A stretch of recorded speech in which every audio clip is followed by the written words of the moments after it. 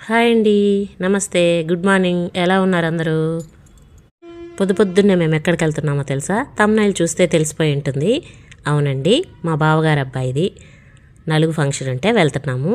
ఇప్పుడు టైం వచ్చేసి 4:15, మార్నింగ్ 4:15 అయింది. చలి అయితే అస్సలు తగ్గలేదు. వాళ్ళు వచ్చేసి గూడూరు 2 టౌన్లో ఉంటారు, మేము 1 టౌన్లో ఉంటాము. ఇంకా దారిలో అయితే చలిగా ఉందని చెప్పి మా వారు నేను టీ తాగేసి ఇంకా బండి మీదే అక్కడికి వెళ్ళిపోయాము. ఒక 20 మినిట్స్ పడుతుంది. అక్కడ నలుగు ఫంక్షన్ ఎలా చేశారనేది చిన్న వీడియోలో అయితే షేర్ చేస్తున్నాను. చూసేసి మా యశ్వంత్ని మీ అందరు కూడా ఆశీర్వదించండి.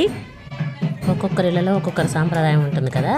మా ఇంట్లో అయితే ఫస్ట్ చీకటితోటే నూనె నలుగు పెట్టేసి తర్వాత మంగళ స్నానం చేయించి తర్వాత పెళ్లి కొడుకుని చేస్తారు.